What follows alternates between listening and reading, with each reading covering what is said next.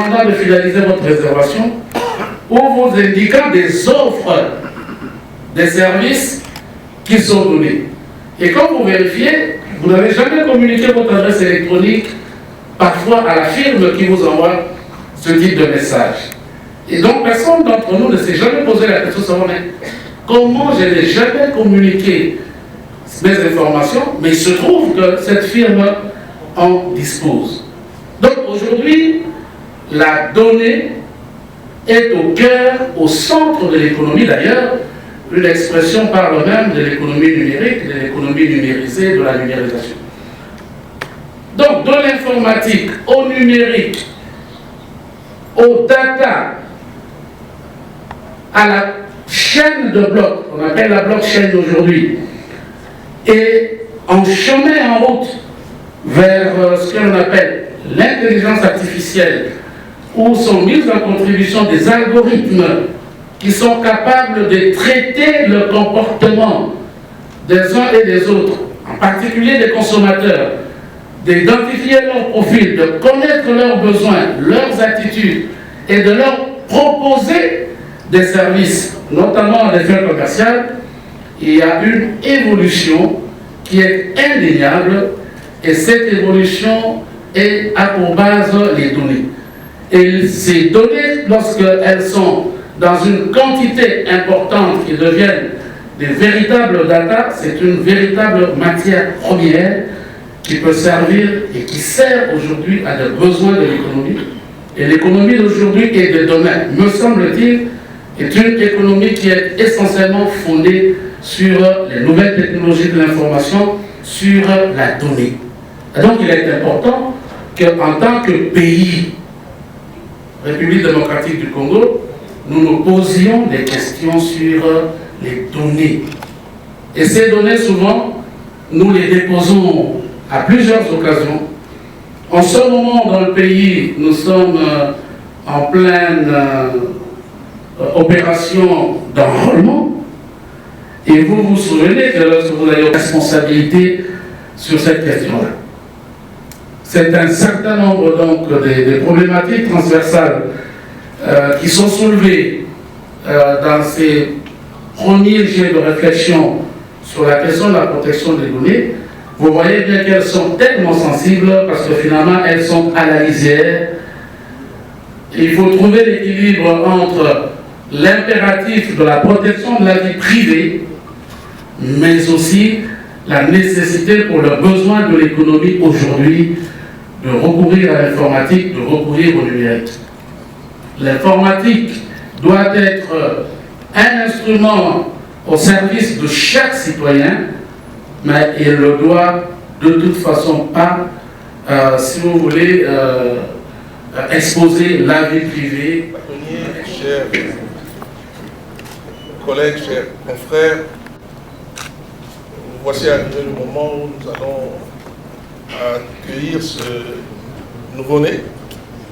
Je voudrais juste en quelques secondes exprimer 2 ou 3 sentiments qu'appelle à mon esprit, à mes yeux aussi, cet instant. Le premier sentiment, c'est d'abord un sentiment d'appréciation et d'admiration pour l'audace, j'allais dire le courage, mais même la bravoure que les auteurs ont eu à produire un tel ouvrage qui appelle recherche, assiduité, sacrifice, surtout comme on l'a dit ici, pour un thème si complexe. Jean-François Roth et Rocailludi nous ont honorés à cet égard et nous avons compris qu'ils ne vont pas s'arrêter là.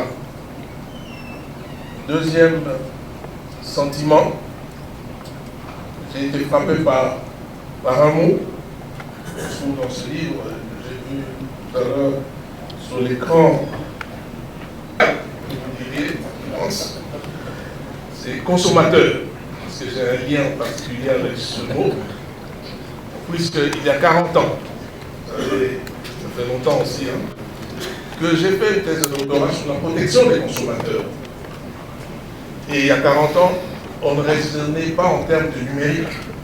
Il n'y avait aucun danger, parce qu'il y a des dangers, il y a des risques. Quelqu'un a écrit un ouvrage, il y a longtemps, il y a 20 ou 30 ans, sur la civilisation des risques. Plus on évolue dans nos civilisations, plus on s'entoure de risques. Et c'est la thématique aussi de ce jour. Donc, et je constate qu'effectivement, nous sommes tous consommateurs du numérique ici. Parce que la question de savoir si quelqu'un n'a pas un téléphone, on va tous garder silence.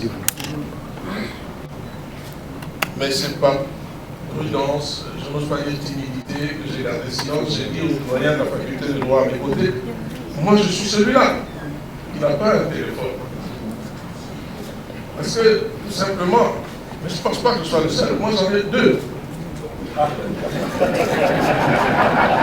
Si la question était si quelqu'un n'a pas un téléphone, j'ai dit aux doyens, moi je suis celui-là, moi j'en ai deux.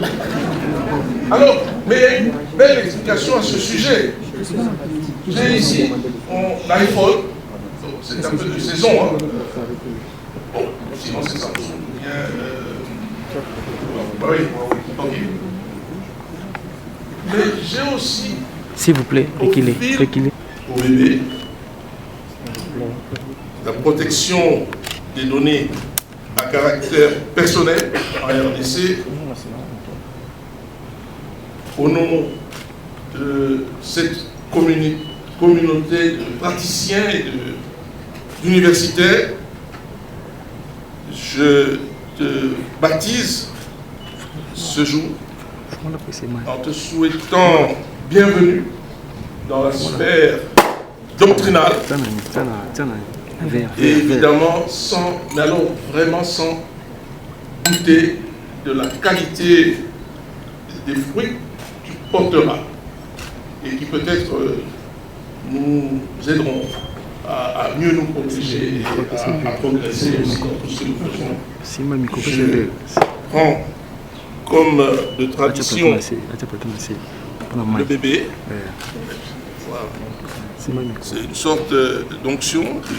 Je disais, je suis bien placé pour ça, pour des raisons familiales évidemment.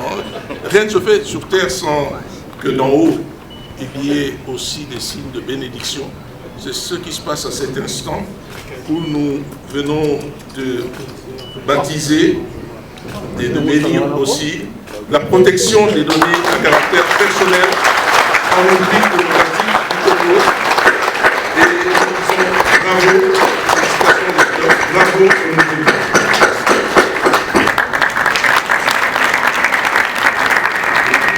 Sont très bonnes parce que les bâtonniers et Caillou nous a fait honneur, parce que c'est l'honneur de toute une génération, parce que M. le bâtonnier est un condisciple des promotions. Nous avons étudié avec lui depuis la première année de droit et nous avons eu à travailler comme membre du Conseil de l'Ordre et comme bâtonnier. C'est un honneur pour nous de toute une génération. Et l'ouvrage également, c'est un ouvrage très intéressant parce que c'est une première dans ces domaines-là, d'avoir un ouvrage pour les caractères confidentiels des données. Donc nous ne pouvons que nous réjouir et souhaiter bon vent et de bonnes choses aux bâtonniers Caillou Sam. Sur une loi qui a introduit la protection des données et bientôt un code du numérique, la RDC est clairement en avance sur ces questions maintenant. Nous pouvons retenir quoi par rapport à cet ouvrage? Que les entreprises maintenant vont pouvoir faire ce qu'on appelle l'économie de la donnée, mais que aussi, en tant que personne physique, vous et moi, nous sommes protégés. Et donc l'État a bien compris qu'il fallait respecter l'intérêt des entreprises, mais aussi des personnes physiques, et c'est une bonne chose. Et votre mot de la fin par rapport au niveau des députés? Je suis en tout cas très fier d'avoir pu écrire ça avec monsieur le bâtonnier. C'était comme les partitions de piano à quatre mains. C'était à quatre mains que nous avons écrit cet ouvrage et c'est un sentiment de fierté. c'est grâce aux bâtonniers que ça a pu arriver. Avez-vous un message particulier par rapport aux gens qui vont nous suivre, qui hésitent? Comment comprendre le cadre dans lequel on vit maintenant si on veut faire partie de cette économie? Et donc oui, il y a des contraintes, mais ces contraintes offrent de nouvelles opportunités économiques. La RDC a besoin d'opportunités économiques. Elle va participer à la donnée si elle respecte la législation. Et je crois que notre ouvrage est suffisamment pratique pour que ce soit possible. Non mais c'est bon, il a tout dit.